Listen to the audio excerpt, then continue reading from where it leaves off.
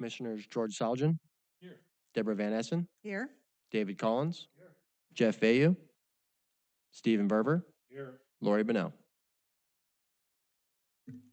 Okay, this time is provided to the public to address the Planning Commission on items not on the agenda. State law prohibits the commission from taking any action on any of these items. Each person will be limited to no more than 5 minutes of discussion time, and the total time allotted shall not exceed 30. Don't think we'll get into that tonight since there's not that many people here. Is there anything anyone would like to address us that's not on the agenda? Okay, seeing none. We'll have approval of the minutes from our last meeting.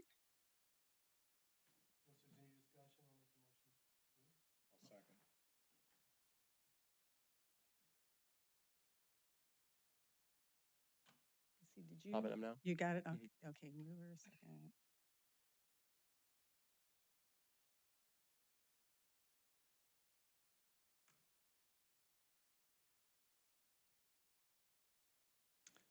Okay, minutes are accepted. Tonight we have just one thing on our agenda. It's a public hearing, and it's the City of Ripon sixth cycle housing element update.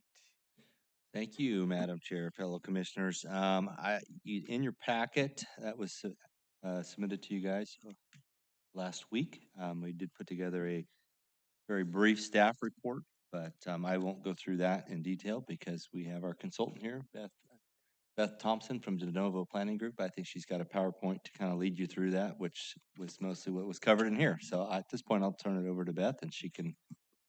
Before we do this is a public hearing, right? So It is. Let me explain. So we'll hear from the applicant. Then the order of testimony is those in favor, those in opposition, and then any rebuttal. After all the testimonies we've given, we will close the public hearing and we will further discuss the item and then make a decision after that. And if you don't agree with what we've decided on, you do have the right to appeal. So go ahead, please. All right, well, good evening, Chair, members of the Commission. It's a pleasure to be before you tonight with the sixth cycle housing element. So a housing element is one of the required elements of your general plan. So it's an element of the general plan. And all jurisdictions in California are required to have a housing element and to update it on a regular cycle. And Ripon cycle is an 8-year cycle. So it coincides with the regional transportation planning effort. So those numbers are looked at the same time. The housing element looks at the city's housing needs. It looks at constraints to housing development and the city's performance in the previous housing element round. So it serves as the city's housing policy document. It identifies the goals and programs that guide housing related decisions in the city. And I'll get through the components of the housing element over the next few slides. So there has been throughout this process a lot of opportunity for the community and the public to learn about the housing element update, to provide input, to comment. So there were 2 introductory workshops, one in person, one via Zoom, held at the outset of the process. There was also a housing needs and priorities survey that people could use to provide input regarding housing needs and concerns. We did outreach with stakeholders, the stakeholders which are service providers, local housing providers, and various organizations serving the community. They were invited to attend the workshops. They were invited to provide comments via a stakeholder survey. And then we also emailed and called the stakeholders as well to encourage them to participate. So their comments and their input is reflected in the housing element. Following the completion of the housing element, it was made available for a 30-day public review period. And during that time, of course, once again, the community was invited to comment on it, and any comments were considered and addressed in the version of the housing element that was then submitted to the state for a 90-day review period. During the housing element review period, it was available for the community. And then we also held 2 workshops. So the city hosted an in-person workshop and another workshop via Zoom to provide the community opportunities to learn about the housing element update. And now we're at the final leg of the process where it's being brought before you tonight with a public hearing. So it's being considered for adoption. And again, the community continues to be invited to comment on it. And at City Council, of course, the community will also be invited to comment. So a very open and transparent process with lots of drafts. All of the drafts have been made available on the city's website. So the information has been out there for the community to learn about and comment on. The housing element has 3 main parts. It has the housing plan, and we'll go through each of these in the next few slides. It has a background report, which is the bulk of the document, and then a number of appendices with supporting information. And I'll start off with describing what's in the background report. This includes a housing needs assessment, so it has a lot of data in it that looks at the demographic and socioeconomic conditions of the community. It analyzes data on the housing needs of all segments of the community, including specific special needs groups. And it also looks at the characteristics of the city's housing stock, what types of units are available, what the affordability of those units is. It also analyzes the city's previous housing element. So there's a matrix that looks at your last housing element, all of the programs in that housing element, and the city's efforts to implement it and what those various programs yielded. There's an analysis of housing constraints. So we look at the city's general plan requirements, development standards, planning and permitting process, and fees, and determine to what extent those may constrain housing. If any of those requirements constrain housing in a way that doesn't allow maximum densities to be accommodated or makes it too difficult to build to the extent that the state's going to look at it and be concerned, we identify various programs to address those constraints. And in a number of cases, the state requires specific types of housing to be permitted by right or in a streamlined fashion. So we also look at whether or not your development code allows those types of uses and if changes need to be made just to align with state law. So the housing constraints analysis has a lot of information on the city's housing requirements and how those may or may not accommodate various types of housing. We also look at non-governmental constraints. So we look at the housing market, the cost of land, availability of mortgages, and then we look at environmental hazards, flooding, wildfire, special status species, geologic conditions, various things that could also affect the availability and buildability of land. We look at housing resources. The biggest resource in the community for housing is, of course, land. If you have land to accommodate new housing, you're more likely to see housing be developed. So we look at both vacant and underutilized sites and determine if those are available to accommodate the city's housing needs. And we'll go over that in a little more detail in a few slides. And we have an inventory of sites in the city that can accommodate housing as well. When we're talking about the various housing needs, we're looking at housing needs by income group. And we have a slide that will go through the various income categories. And then we also look at populations that have unique and special housing needs. So we look at seniors, persons with a disability, including developmental disability, large households, which have 5 or more members, female heads of household with children present, farm workers, and the homeless populations. And so all of these populations are required to be looked at by state law. So each of these populations are enumerated and addressed specifically in the housing element update. If you're looking at your housing element and comparing it with your previous cycle's housing element, you'll notice that it's a lot thicker. And there's a new section in this round called Affirmatively Furthering Fair Housing. And this includes an assessment that's designed to identify and overcome potential instances of segregation or patterns of segregation, and also to foster inclusive communities. So to ensure that people have comparable levels of access to housing resources and to housing opportunities in the city. So this analysis looks at the city's capacity for fair housing outreach and enforcement of fair housing laws. It looks at patterns of segregation and integration. And when we're discussing that, we're not just looking at race and ethnicity, we're looking at patterns by age. So are there concentrations of senior persons, disabled persons, lower income persons, and are these concentrations in areas with less opportunity or more opportunity? And so how do the patterns of integration and segregation correspond with income and housing opportunity? We look at something called a RECAP, a racially and ethnically concentrated area of poverty, which there are none in the city. And then we also look at concentrated areas of affluence, which there is one, the northern portion of the city, and that extends well beyond the city as it's a census tract, so it goes out into the unincorporated county north of the city as well. We also look at access to opportunities, and the state identifies a number of types of opportunities: educational opportunities, environmental, economic, and transportation. So we look at the city's scores in terms of scores by census tract, in terms of your opportunity, what housing types are available in those areas, and are you creating new housing types that will be available to all income levels and all types of persons and households. So we look at your housing sites in the context of all of these topics, and then we also look at disproportionate housing needs. Is there more substandard housing in certain areas? Are there populations that are more likely to be displaced from their housing? So we look at all of those as well. So this is a whole new component in your housing element, a lot of discussion and a lot of maps. So it's also the most colorful part of your housing element, because all of this data that the state provides, we map and provide that in the context of your sites. So if we're looking back at your previous cycle, during the 5th cycle, the city was allocated, there's a RHNA, a regional housing need allocation, and that's the number of units that you're allocated via it's a state allocation that comes down through the San Joaquin Council of Governments. And so for the 5th cycle, the city was allocated 908 units. And during that period, you permitted 371 units. So there was a shortfall of units. And this is not atypical. A lot of jurisdictions throughout the state do not necessarily meet their full RENA. So it's very typical to see fewer very low and low income units than are being allocated.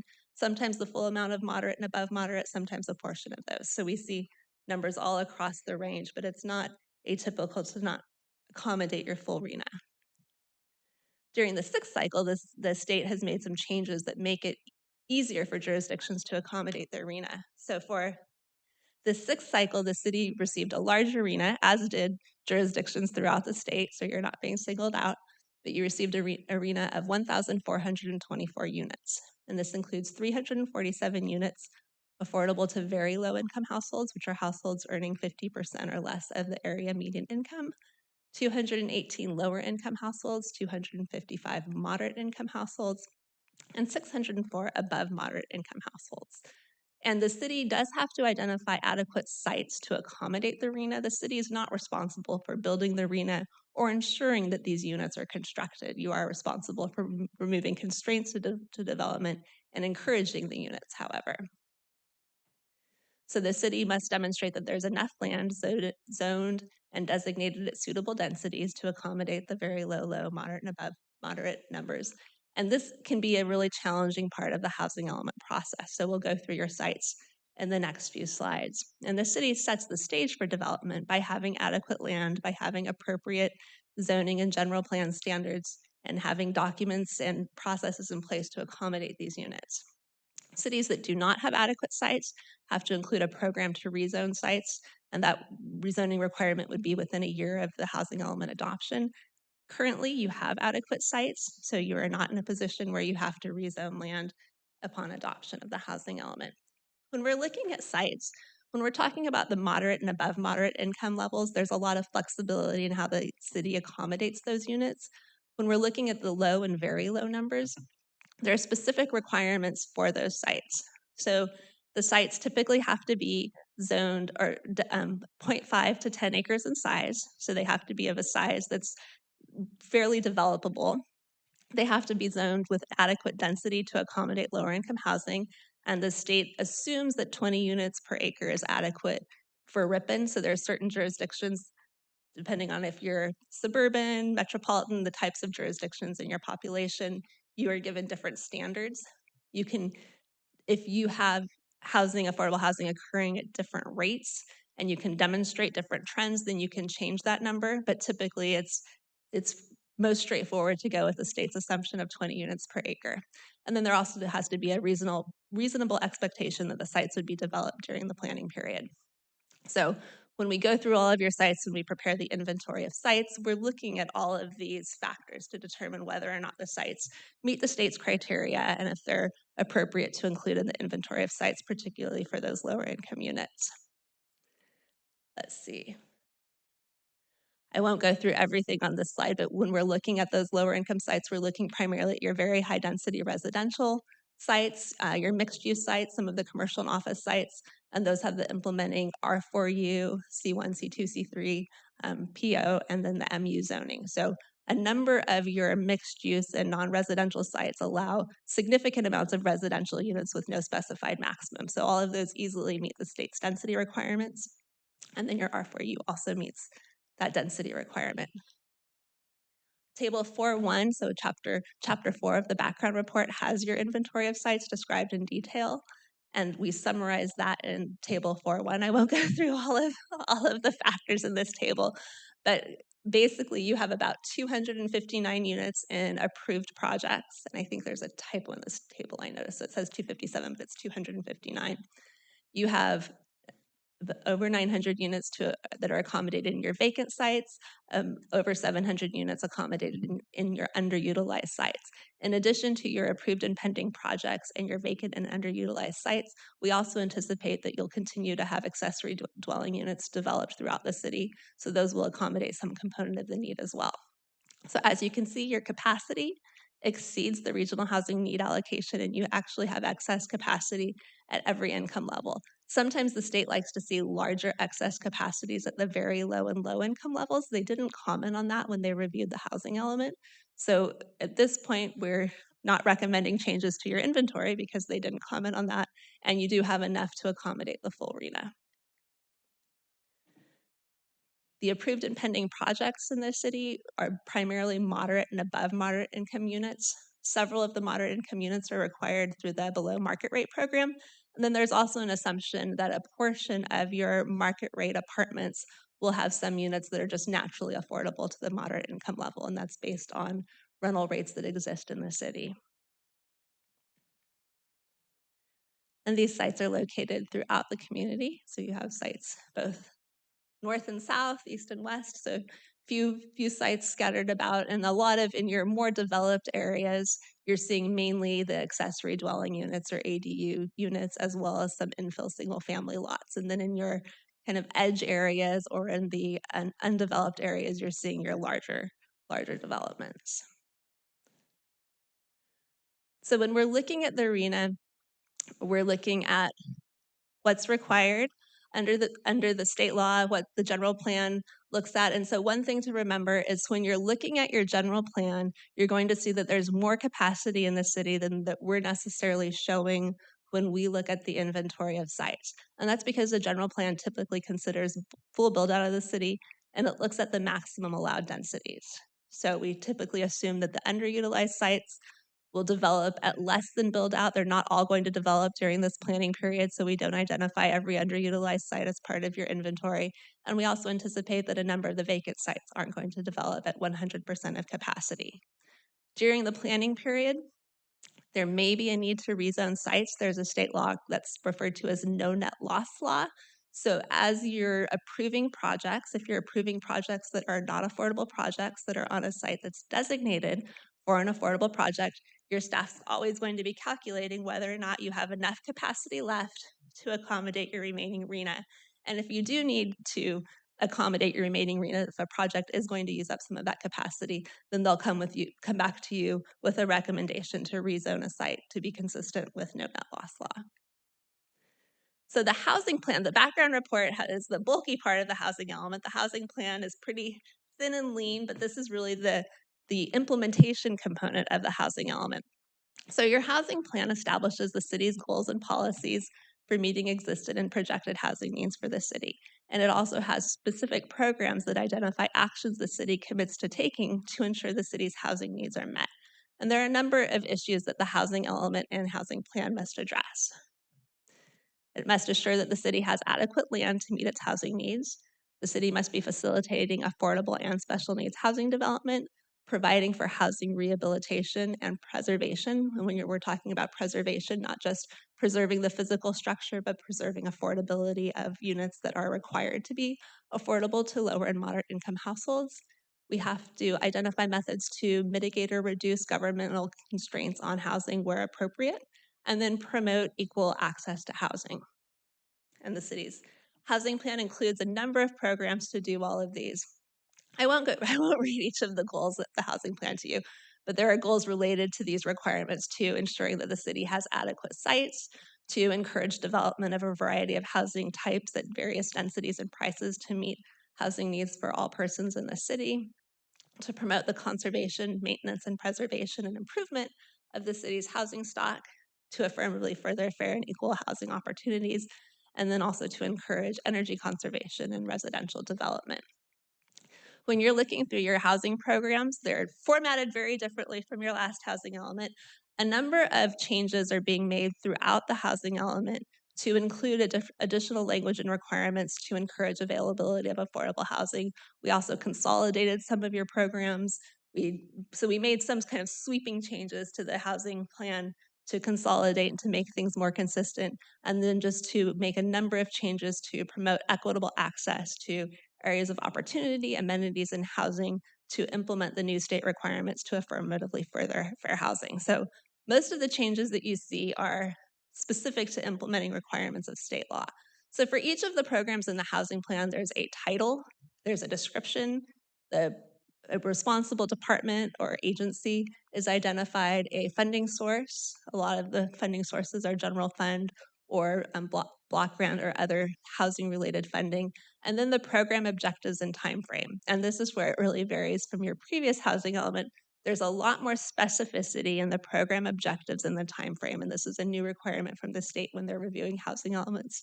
During this cycle, they're making sure that there's a lot more teeth to those housing programs. So we have a lot more detail as to how the city will go about implementing the housing element. So if you're reading it and comparing, there's a lot more because the state's looking for a lot more. Going through the various programs, as I mentioned, a lot of the programs are carried forward from your previous element. Some of the changes that you're seeing are, for example, Program 4. This promotes partnerships and assistance for affordable housing. So it identifies working with developers, working with service providers, working with nonprofits to encourage affordable housing, and then also proactively looking for funding sources to assist those housing providers with providing affordable and special needs housing. Program 9 to promote accessory dwelling units and junior accessory dwelling units, or ADUs and JADUs. Program 11 looks at the city's growth accommodation and residential building cap requirements. State law has suspended those types of requirements, and so the Program 11 specifically addresses ensuring that the city complies with any state requirements related to regulating growth. Program 13 is called regulatory amendments. This makes or recommends specific changes to the development code or to the city's zoning to ensure that the city is allowing all housing types that are required to be allowed under state law. So there are specific requirements for emergency shelters, low barrier navigation centers, which are a type of emergency shelter, transitional and supportive housing. So you'll see a number of minor changes to the development code to ensure that the city is consistent with all of those requirements. Program 14 specifically addresses the North Point specific plan and ensuring that that is accommodating specific types of housing and the city's housing needs. Program 16 promotes housing rehabilitation and neighborhood improvement, encouraging increased activity with the county-wide rehabilitation program to provide more access to county funds. Program 18 ensures that the city is continuing to make information regarding housing resources available to the community. Program 20 specifically addresses access to housing for special needs households and ensuring that resources available to the special needs groups are made available. Program 21 addresses replacement housing. Program 22 addresses participating in the countywide homeless continuum of care. And then Program 23 is another one of the big new programs that addresses affirmatively furthering fair housing. And this program includes a pretty large matrix that identifies a number of measures the city will undertake.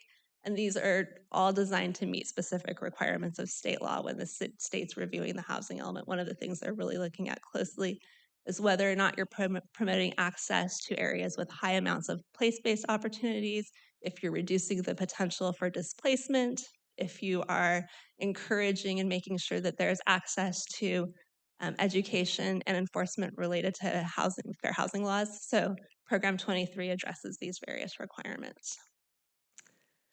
So HCD did review the city's housing element. They had a 90-day review period, and they did provide feedback.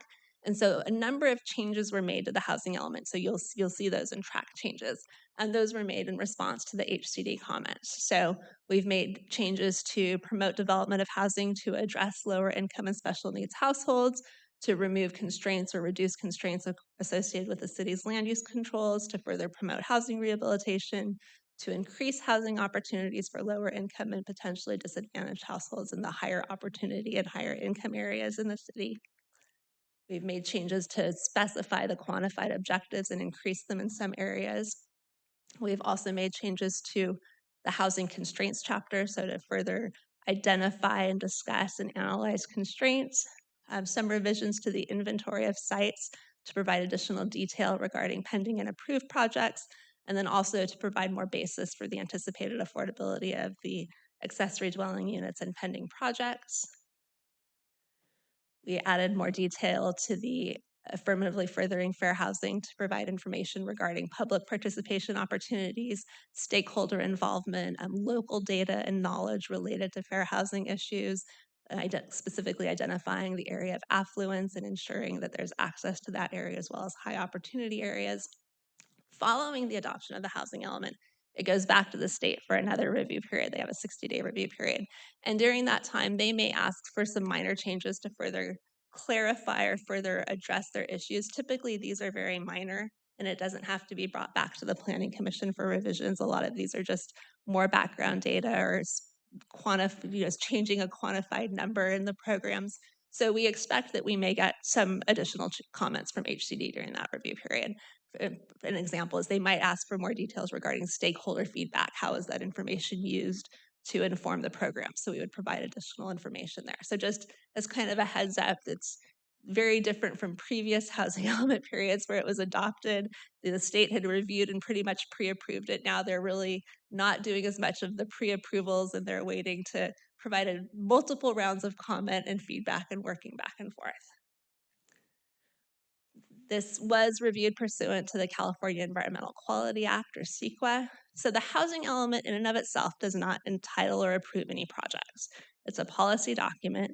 It doesn't make any changes to the city's general plan and zoning. There are no rezoning or redesignation of sites required as part of your housing element. So it doesn't really result in any impacts that would have a direct or indirect physical effect on the environment. So therefore, it was determined to be exempt from CEQA, both under the common sense rule or the general rule section 15061B3, as well as under CEQA guidelines sections 15283 and 15262. So a CEQA determination was prepared to document the environmental review and that a notice of exemption would be appropriate for the housing element. And with that, the recommendation is that the Planning Commission conduct a public hearing and adopt the resolution attached to the staff report recommending that the City Council adopt the 2023 to 2031 City of Ripon housing element, also the sixth cycle housing element or housing element as part of the City of Ripon General Plan 2040. And with that, I'd be happy to talk about the housing element or answer any questions. Thank you very much. Does anyone have any questions? I do have one question. I know in one of the workshops that we had where it talked about like what was required of Ripon, and Escalon was just had very little requirements, and it was because of their sewer capabilities. So, and I know that's addressed in this too, that priority sewer and water for affordable housing and stuff. So it's probably maybe more for Ken or for both of you. So the city of Ripon has enough sewer capacity for all the requirements that we've got listed here for this houses and water, because I know water. Yeah, we do. We do. We obviously the land site inventories that we've identified in the housing element are already can already accommodate the housing that is anticipated for it. That's why we didn't have to rezone anything. Okay. So we do have adequate sewer and water to provide for the land that we have zoned in the general plan. Now, obviously, as the city grows, we are looking at improvements to the sewer plant facility to be able to accommodate additional sewer treatment. We also have water. We have plan to put in more water wells, also to look at connecting with SSJID for providing some water as well. So those are things that are part of any growth that the city's going to go through. So yeah, we do have capacity at this point to support the sixth cycle. So this sixth cycle is going to take care of us for 8 years, basically, correct? Those numbers are through early 2030 or through 2031, and then you'll get a new allocation. And so as Ken pointed out, this is consistent with your general plan. So your general plan already envisioned this level of growth for the community. Okay, thank you. Any other questions? Yeah, I guess I'll ask a question. Just trying to understand. So the all of this is state mandated, and the seems to me like currently the enforcement tool, if we're not meeting RENA, I think is what you're calling it, is the no net loss rule. Is that correct? There are several enforcement tools. So the no net loss is more that you don't rezone land and preclude meeting your RENA.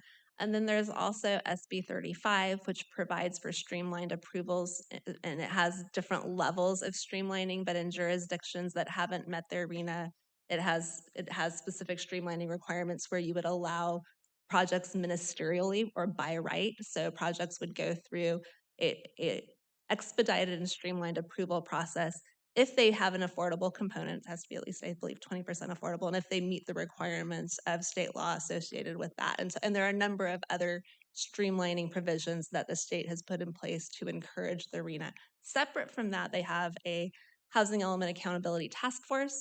They look at jurisdictions, whether or not they're implementing their housing elements.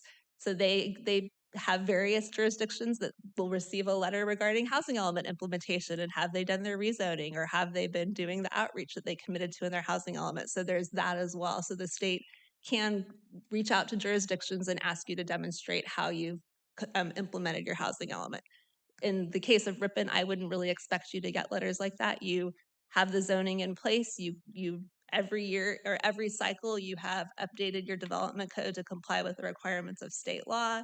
You assist in making development occur when you have developers come to the community, so you're not considered, and as a consultant, I don't look at you and go, oh my gosh, we really need to work on how the city's turning away developers, because you're not, if that makes sense. Yeah, I think so.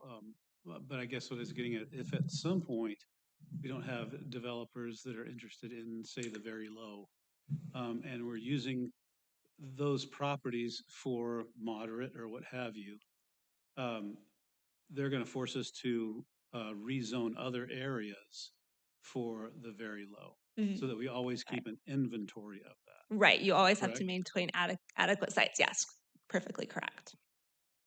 Okay. I just think it's at some point, will we have developers that are interested in that? And are we going to get to a point where we're having to rezone, or we're precluded from something else coming in that might be desirable because of that limitation? And that's one of those considerations to look at when you are looking at future projects, and when you're looking at master planning different areas of the community, looking at, have you provided some capacity to continue to accommodate your RENA, while also emphasizing and prioritizing economic development, job creation, and all of the, recreation areas, and all of the other community priorities. So yeah, that is something you need to keep in mind. Okay, thank you. I have a question also, Ken, in relationship to the accessory dwelling units and the junior accessory dwelling units. If I remember right, on the last time when we did the cycle 5, I guess it would have been, right?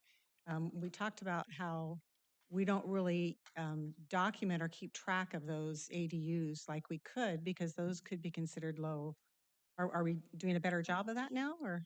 Yeah, as part of, I think one of the action items in here too is we will be updating our applications and actually collecting rental data from a lot of our ADUs, because some of the ADUs that are built can qualify for maybe some of our lower income, especially if somebody builds one and say they're not even charging rent, and they have an elder, like their parents or their college age kid living in the unit, and they charge 0. That's going to meet one of the extremely low categories. So we are looking at making sure that we do like a yearly outreach for that.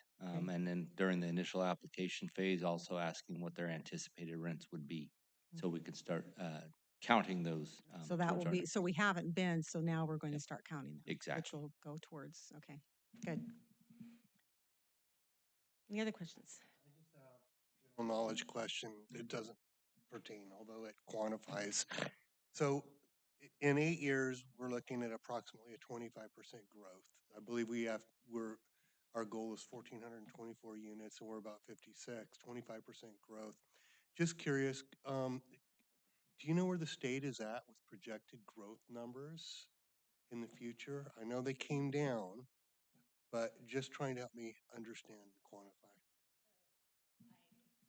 I don't know where the state is at for the next cycle for San Joaquin. I know what we've seen for other regions. They have like some of the smaller counties that aren't part of a council of governments or aren't part of a regional government. They receive their allocations directly from the state.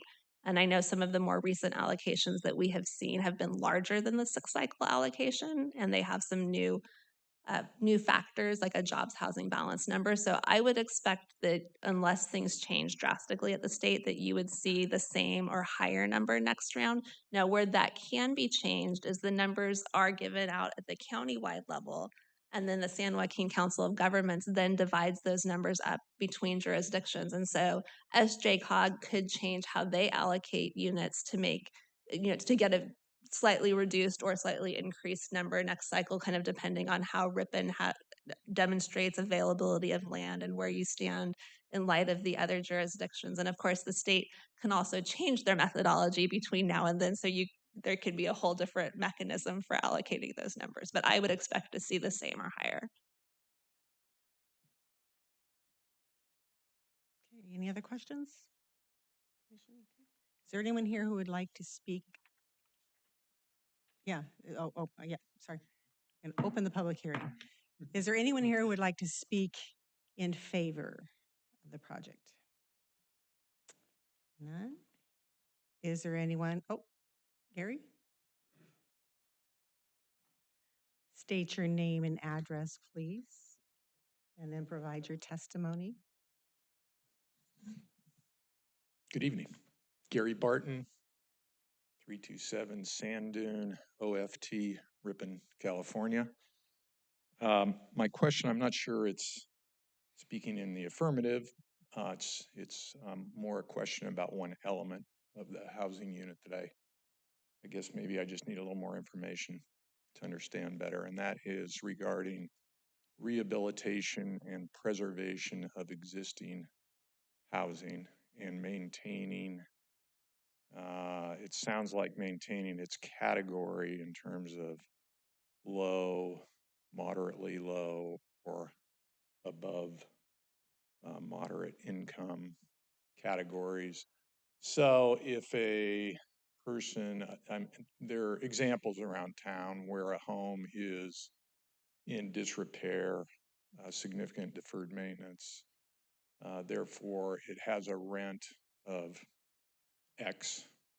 Somebody buys that home, spends a significant amount of money to improve the home. They would anticipate that that rent would go to 1.5x or 2x. I assume that is still something that is allowed within this housing policy. Is that correct? Do you want me to respond or to wait until the close of public comment? Let's wait till we close the public comment, please. Okay, that's my Anything else? question. Okay. That's all. Thank you. Would like to speak in opposition?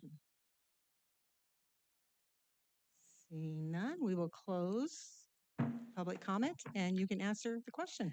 Absolutely. So currently there is nothing that would stop someone from purchasing a home and improving it and renting it at a different rent. When we're talking about preserving affordable housing, we're looking at if you have deed restricted affordable housing where the owner declares that they are no longer interested in providing that as affordable housing and that they're going to be either buying out of their contract early or not renewing their affordable contract when it ends, the city will receive a notice from that property owner as well as from the state. And there are specific steps in the housing element that the city would then employ in terms of notifying persons or developers and entities that are on the state's interest list for acquiring and preserving affordable housing. So yes, it wouldn't affect the individual property owners and developers who are wanting to purchase and then re-rent housing and improve it. It would be mainly just addressing those deed restricted units, and it doesn't even require that they remain affordable, just that the city takes steps to encourage the preservation of the affordability of those units. All right, thank you. Okay, we have any other questions, discussion? Ready for a motion?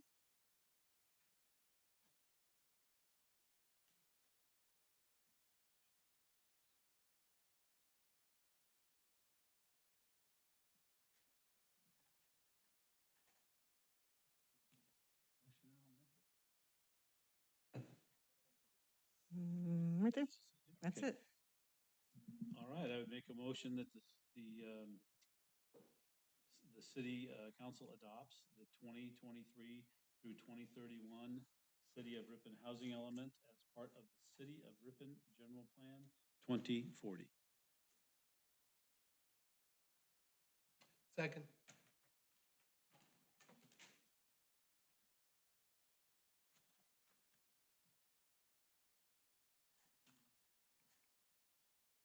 All right, our sixth cycle housing element has been adopted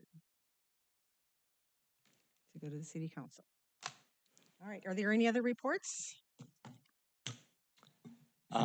We do not have any other reports this evening. There is nothing, in the queue for, so we do not have anything scheduled for the May meeting at this point.